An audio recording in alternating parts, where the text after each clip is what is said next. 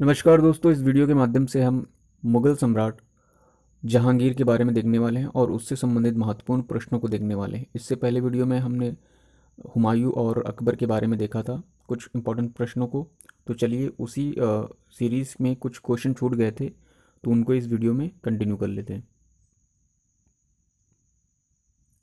तो कुछ क्वेश्चन थे अकबर का, अकबर से संबंधित ये क्वेश्चन है। उसके बाद जो है हम हुमायूं का करेंगे, सॉरी हुमायूं की नहीं, अकबर के डायरेक्ट बाद हम सलीम यानी जहांगीर के क्वेश्चंस को देखने वाले हैं। तो पहला जो अकबर का क्वेश्चन है ये है कि अकबर की कब्र को खोदकर उसकी हड्डियां जला दी थी, किस जाट नेता ने किया था? अकबर की कब्र को लूटा था तो वो जाट नेता थे राजा राम। अकबर को यानी अकबर को जिल्ले इलाही, जिल्ले इलाही मतलब खुदा की परछाई किसने कहा था? तो अबुल फजल ने उसको कहा था। अकबर के टाइम पर काफ़ी राजधानियों का परिवर्तन भी होता है, तो कई बार राजधानियों का परिवर्तन होता है। आप देखना चाहें तो इसको याद कर सकते हैं, वरना आप नेक्स्ट देख सकते हैं यहाँ पर। 5,000 का मनसब प्राप्त राजपूत था अकबर के टाइम पीरियड में, वो था राजा राजा भगवंत दास। जो राजा भगवंत दास था उसे 5,000 का मनसब प्राप्त था और ये राजपूत था। प्रबुद्ध निरंकुश शासक जो है अकबर को कहा था, ठीक है, इसे प्रबुद्ध निरंकुश शासक कहा गया है। और इसी ने 500 बीघा जमीन जो है रामदास को दी थी। रामदास जो है गुरु थे, चौथे गुरु थे सिखों के, और इन्हीं को जो है 500 बीघा ज़मीन दी थी। और रामदास ने आगे चलकर अमृतसर शहर की स्थापना की थी, या कह सकते हैं अमृतसर बसाया था। फिर प्रयाग नगर को यानी प्रयाग नगर को अलाहाबाद नाम दिया था, तो इसी ने यानी अकबर ने दिया था। और ये सबसे ज़्यादा यानी ये सबसे ज़्यादा जो जाता था दर्शन के लिए वो मोइनुद्दीन चिश्ती के दरगाह पे जाता था। मुग़ल काल की एकमात्र महिला प्रधानमंत्री रही थी, वो महामा अनगा थी। महामा अनगा, अगर जो आपने जोधा अकबर देखा होगा तो उसमें इस लेडी को दिखाया गया है। नेक्स्ट था अकबर के दरबार, यानी इस लेडी के कैरेक्टर को दिखाया गया है। अकबर के दरबार में आने वाला पहला अंग्रेज़ था। अब देखिए अंग्रेज़ हर किसी के लगभग दरबार में आते हैं, तो अकबर के दरबार में आया था, लेकिन इम्पॉर्टेंट तो वो है जो हुमायूं के दरबार में आता है, Thomas raw. East India company के गठन व एलिजाबेथ प्रथम का समकालीन जो था वो अकबर था, यानी इसी के अकबर के टाइम पर ईस्ट इंडिया कंपनी की स्थापना हुई थी, और इसी के टाइम पर एलिजाबेथ प्रथम महारानी भी थी। कौन सी इमारत का नक्शा बौद्ध विहार की तरह था? तो वो पंचमहल था। पंचमहल का नक्शा जो है बौद्ध विहार की तरह था, और ये फतेहपुर सिकरी में बना था। अकबर को इस्लाम का दुश्मन किसने कहा था? तो बदायूं ने अकबर को इस्लाम का ही दुश्मन कहा था। महजर महजर स्थापित किया था शेख मुबारक ने, और शेख मुबारक का पुत्र जो था अबुल फजल था, अबुल फजल, ठीक है। नेक्स्ट था बैजू बावरा और तानसेन जो समकालीन थे, तो वो अकबर के समकालीन थे। और रामायण का फारसी में अनुवाद किया था बदायूं ने। महाभारत का भी फारसी में अनुवाद बदायूं ने किया था, और उसका नाम रखा था रज्जनामा। सती प्रथा को निरुत्साहित करने वाला एकमात्र शासक था मुगल, वो था अकबर था। और अकबर ने शिक्षा संबंधी सुधार कार्य किए थे, और सीताराम की आकृतियों के सिक्के भी अकबर ने चलवाए थे। इसके अतिरिक्त उसने यानी अकबर ने शहनशाह शहनशाह नामक सबसे बड़ी मुद्रा स्वर्ण चलवाई थी, और मुगलों में इसने ही स्वर्ण मुद्राओं को चलन प्रचलित करवाया था, यानी अकबर ने स्वर्ण मुद्राओं को चलन प्रचलित करवाया था। और चांद बीबी जो समकालीन थी वो अकबर के टाइम पीरियड में ही थी, या अकबर की समकालीन थी। नेक्स्ट जो हमारे पास क्वेश्चन है वो जहांगीर से संबंधित है, ठीक है। यानी अकबर के जो बेटे होते हैं वो बेटे 3 होते हैं, लेकिन जो अकबर का जीवित बेटा बचता है वो सलीम होता है, यानी नसरुद्दीन मोहम्मद जहांगीर, जिसका दूसरा नाम सलीम होता है। टाइम पीरियड इसका होता है 1605 से 1627 में। और सलीम यानी जहांगीर, जो जहांगीर शब्द होता है, जहांगीर शब्द का जो एक्चुअल मीनिंग होता है वो होता है विश्व विजेता, यानी जहांगीर शब्द का मतलब होता है विश्व विजेता, यानी विश्व को जीतने वाला। अब जहांगीर की माता का नाम था मरियम मुज्जबानी था, और जहांगीर के शिक्षक थे अब्दुल रहीम खान खाना। अब्दुल रहीम खान खाना अकबर के नवरत्नों में शामिल थे, और अब्दुल रहीम खान खाना ने ही बाबरनामा जो कि तुर्की में था उसका फ़ारसी में अनुवाद किया था। अकबर कहता था जो है सलीम को शेख बाबू कहता था, और अकबर की सॉरी सलीम की जो पत्नी थी जिसकी शादी हुई थी तो मानबाई थी, ये भगवान दास की पुत्री थी। और मानबाई को ही अकबर ने जो सॉरी यहाँ पर जहांगीर की बात हो रही, तो जहांगीर की जो पत्नी थी वो मानबाई थी, और ये भगवान दास की पुत्री थी। और जहांगीर की जो पत्नी मानबाई थी इसे जहांगीर ने शाह बेगम की उपाधि दी थी। आगे चलकर शाह बेगम जो है अकबर यानी जहांगीर की बुरी आदतों से परेशान होकर जो है आत्महत्या कर लेती हैं। और जो चूँकि जो है जो ये सलीम होता है यानी जहांगीर होता है, ये इसमें बहुत सारी बुराइयाँ हो रही हैं, बुराइयाँ होती हैं, जैसे मद्यपान करना और अन्य चरित्र की बुराइयाँ होती, जिससे ज़िंदगी भर या जीवन भर जो है अकबर परेशान रहता है। और जब ये अकबर की मृत्यु हो जाती है तो जो प्रजा होती है, जब ये सलीम जब राजा बनता है तो प्रजा में काफ़ी भय हो जाता है। ठीक है। लेकिन होता क्या है फिर, जब ये राजा बन जाता है नसीरुद्दीन मोहम्मद जहांगीर, तो उसने अपनी कई गलतियों को सुधार लिया था और कई कमियों को दूर भी किया था, लेकिन वो हमेशा जो है सारी बुराइयों से नहीं बच पाया था।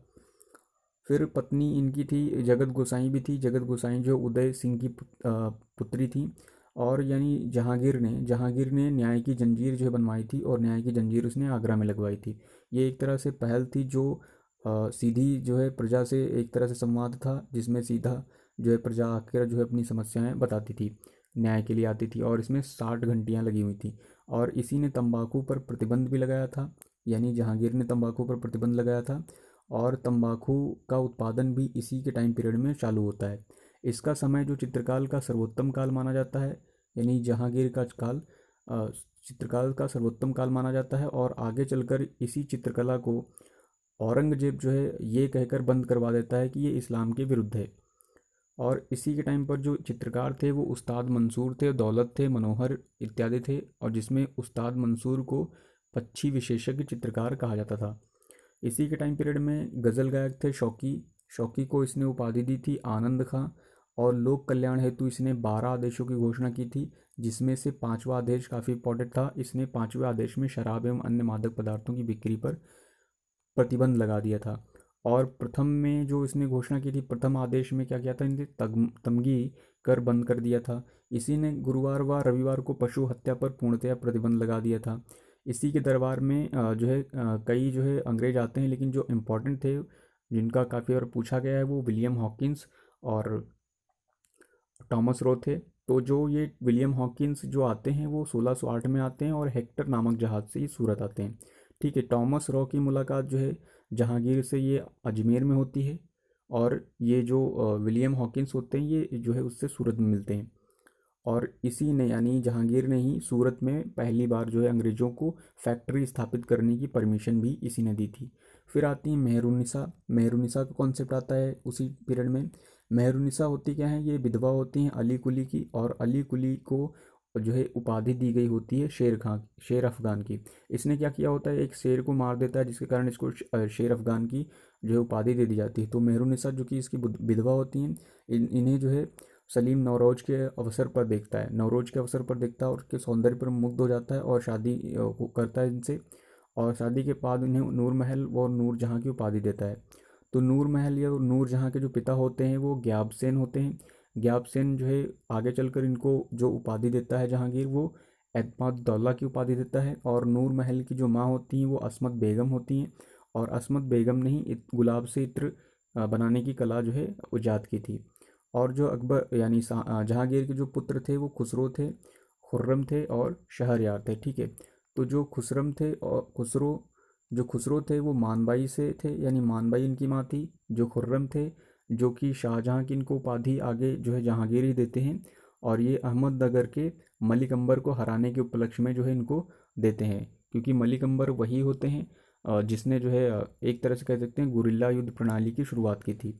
तो जो खुसरो होता है वो मानबाई उसकी माँ होती है। ये खुसरो जो होता है ये अपने पिता यानी जहांगीर के विरुद्ध ही विद्रोह कर देता है। ये जीते जी जो है अपने पिता के विरुद्ध गद्दी के लिए पहला जो मुगल सम्राट होता है जो विद्रोह करता है, लेकिन ये सफल नहीं होता है। और इसके बाद जो औरंगजेब भी ऐसे ही करता है और औरंगजेब सफल हो जाता है। सिखों के इस विद्रोह में सिखों के पांचवें गुरु अर्जन देव ने इसकी मदद की थी, अर्जुन देव ने, जिसके कारण जो है जहांगीर ने उसे फांसी दे दी थी। तो खुसरो की हत्या करवाई थी। बाद में आगे चलकर खुसरो की हत्या करवा दी जाती है और वो शाहजहाँ करते हैं। शाहजहाँ यानी खुर्रम करते हैं। खुर्रम जो है खुसरो की हत्या कर देते हैं और अगले जो है शासक खुर्रम बनते हैं। ठीक है। उसके अतिरिक्त जो इसका जो अन्य बेटा होता है शहरयार। ठीक है। शहरयार की शादी जो है जहांगीर जो है शाहगीर जहांगीर जो है शहरयार की शादी लाडली बेगम से कर देता है। लाडली बेगम वही होती हैं जिसे नूर जहां और नूर महल की उपाधि जो है जहांगीर देता है। ठीक है। नेक्स्ट जो इम्पोर्टेंट फैक्ट हैं वो ये हैं कि जहांगीर ने प्रजा को नियम पालन के लिए प्रेरित किया था और उसके लिए वो नीति थी दस्तूर उल अमल। जहांगीर व खुसरो के बीच युद्ध भी होता है जो भैरववाला का युद्ध के नाम से प्रसिद्ध है। अहमदनगर के वजीर मलिक अंबर को हराने के कारण जो है खुर्रम को उपाधि दी थी शाहजहाँ की। और मलिक अंबर ने शुरू की थी गुरिल्ला युद्ध प्रणाली। भारत में तंबाकू की खेती प्रारंभ होती है। भारत में तंबाकू की खेती प्रारंभ होती सलीम के टाइम पीरियड में। ठीक है। और सलीम ने ही चांदी के सिक्कों पर राशि चक्र अंकित करवाया था। और इसी ने जो है सिक्कों पर यानी चांदी के तो नहीं सिक्कों पर जो है अपनी प्रतिमा और जो है नूरजहाँ का नाम भी अंकित करवाया था। इसे कैद किया था शेख अहमद सरहिंदी ने।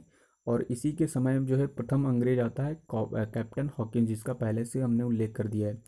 और पूर्व के राफेल कहा जाता था विजात को, इसको संज्ञा दी जाती थी पूर्व के राफेल को। संगमरमर का पहली बार निर्माण या फिर कह सकते हैं निर्माण में प्रयोग, यानी संगमरमर का निर्माण में प्रयोग का जो कॉन्सेप्ट आता है या फिर कह सकते हैं एक तरह से ट्रेंड चलता है, वो एतमादुद्दौला का मकबरा बनाने में चलता है। एतमादुद्दौला जो है नूरजहाँ के पिता होते हैं। कश्मीर का शालीमार बाग जहांगीर जो है शुरू करता है, जो आगे चलकर जो है जहांगीर के बाद जो है शाहजहाँ इसको पूरा करवाता है। और इसने ही दुअस्पा एवं सिंह अस्पा की शुरुआत जो है की थी जहांगीर ने। नेक्स्ट देखते हैं इसके बारे में फैक्ट कौन कौन से हैं। नेक्स्ट फैक्ट ये है कि सूरत में कोठी स्थापित करने की इजाज़त विलियम हॉकिंस को इसी ने दी थी। इसने निर्माण करवाया था अकबर का मकबरा सिकंदराबाद में। और दीपावली के दिन जुआ खेलने की इजाज़त भी सलीम ने ही दी थी, यानी जहांगीर ने ही दीपावली के दिन जुआ खेलने की इजाज़त दी थी। ब्राह्मणों को मंदिर में इसने खूब दान दिया था। समकालीन थे यानी जहांगीर के समकालीन थे सूरदास। सूरदास की रचनाएं कुछ यहाँ पर हैं, सूरसागर, सूरसरावली, साहित्य लहरी। आत्मकथा इसने खुद लिखी थी अपनी, लेकिन पूरी नहीं कर सका था। और याद रखिएगा बाबर ने भी अपनी आत्मकथा खुद लिखी थी, बाबरनामा, जो कि उसने तुर्क भाषा में लिखी थी। इसने भी अपनी आत्मकथा लिखी थी तुजुके जहांगीरी, लेकिन इसने पूरी नहीं कर पाया था ये, उससे पहले इसकी मृत्यु हो गई थी। और इसको पूरी किया था मौत बिंद खां ने। ठीक है, इसकी मृत्यु हो जाती है 1627 में भीमवार में। और इसको दफनाया जाता है रावी नदी के किनारे, और ये शाहदरा में होता है, लाहौर में स्थित है। एतमादुद्दौला का जो मकबरा होता है उसे जो है निर्माण करवाता है नूर महल, यानी नूर महल उसकी बेटी होती है नूरजहाँ। वो वही जो है एतमादुद्दौला का मकबरा का निर्माण करवाती हैं। और वहीं जो है जहांगीर का मकबरा भी बनवाती हैं। ठीक है, नूर महल। और ये शाहदरा में बनवाती हैं और ये लाहौर में होता है। ठीक है, इसके बाद कुछ आते हैं, कुछ प्रश्न देख लेते हैं जल्दी से। सिख जो है संप्रदाय के बारे में, जो सिख 10 गुरु होते हैं उनके संबंधित इंपॉर्टेंट प्रश्न है यहाँ पर। तो पहले बता देते हैं, जो सिख के टोटल गुरु थे वो 10 थे। जो प्रथम संस्थापक थे वो गुरु नानक थे, प्रथम गुरु भी कहते हैं। इन्होंने लंगर का प्रारंभ किया था। लंगर यानी भोजन दिया जाता है जो भूखों को, वहाँ पर कोई भी वहाँ भूखा नहीं जाता है, इसके लिए वहाँ पर मतलब भूखा वापस नहीं लौटता, इसलिए लंगर वहाँ दिया जाता है। तो इनके पिता का नाम यानी गुरु नानक के पिता का नाम कालू मेहता था, माता के नाम तृप्ता देवी था। इनकी मृत्यु करतारपुर में हुई थी 1539 में। और इनका जन्म हुआ था 1469 में। और ये 15 अप्रैल को जन्म हुआ था तलवंडी, और ये तलवंडी स्थित था ननकाना में। तो जो दूसरे सिख गुरु होते हैं वो गुरु अंगद होते हैं। गुरु अंगद ने क्या किया था, गुरुमुखी लिपि का आरंभ किया था इन्होंने। और इन्होंने नानक की वाणियों का संकलन किया था और आदि ग्रंथ की रचना की थी। ठीक, और नानक की जीवनी भी गुरु अंगद ने ही लिखी थी। उसके बाद जो अन्य जो आते हैं सिख गुरु, तीसरे नंबर में आते हैं वो अमरदास आते हैं। अमरदास के बाद चौथे जो हैं इम्पॉर्टेंट हैं, इन्होंने क्या किया था, चौथे गुरु रामदास थे। और रामदास को ने ही अमृतसर की स्थापना की थी। इन्हीं को ही अकबर ने 500 बीघा जमीन जो है दी थी। अर्जुन देव पांचवें गुरु होते हैं। अर्जुन देव वही गुरु होते हैं जिनकी हत्या जो है जहांगीर ने की थी, या फिर कह सकते एक तरह से फांसी दे दी थी। अब इन्होंने क्या किया था, अर्जुन देव ने आदि ग्रंथ को संकलित किया था एक तरह से। और अर्जुन देव ने ही खुद को सच्चा पादशाह कहना शुरू किया था। और अर्जुन देव ने स्वर्ण मंदिर यानी हरमंदिर, स्वर्ण मंदिर को हर मंदिर भी कहते हैं, और साहब का निर्माण करवाया था। हर मंदिर मतलब भगवान का मंदिर। जो छठे गुरु होते हैं वो गुरु हंस गोविंद होते हैं। इन्होंने अकाल तख्त का निर्माण किया था। सातवें जो गुरु होते हैं गुरु हरिराय होते हैं। आठवें जो गुरु होते हैं गुरु हरिकृष्ण होते हैं। ये सबसे छोटे उम्र के गुरु होते हैं और इनकी चेचक से मृत्यु हो जाती है। गुरु तेग बहादुर 90 नंबर के होते हैं, और इनकी भी हत्या जो है इस्लाम ना स्वीकार करने के कारण इनकी हत्या आगे चलकर औरंगजेब कर देता है। नेक्स्ट जो गुरु होते 10वें गुरु होते हैं वो गुरु गोविंद सिंह होते हैं, और गुरु गोविंद सिंह का जो अन्य नाम होता है वो बाकला दा बाबा। इनका जो दूसरा कह सकते हैं एक तरह से उपाधि दी जाती है बाकला दा बाबा की। इन्होंने खालसा पंथ की स्थापना की थी 1699 में, और इन्होंने सिख सेना भी स्थापित की थी। इनका जन्म हुआ था 1666 में पटना में हुआ था, और इन्होंने पंचकंकार की शुरुआत की थी। पंचकंकार क्या होते थे? पंचकंकार में शामिल था केश था, कंघा था, कड़ा था, कच्छा था और कृपाण था। ये हर एक सिख के लिए रखना कंपलसरी था। ठीक है। मृत्यु इनकी नांदेड़ में होती, महाराष्ट्र में जो कि स्थित है, और वहाँ पर इनकी हत्या कर दी जाती है गुल खां पठान के द्वारा। अगर जो हम आपसे पूछे कि गुरु नानक के समकालीन कौन थे, तो गुरु नानक के समकालीन बाबर और हुमायूं थे। सो आई होप आपको ये वीडियो पसंद आया होगा। अगर वीडियो पसंद आया तो इसे शेयर और सब्सक्राइब करना ना भूलें। Thanks for watching this video.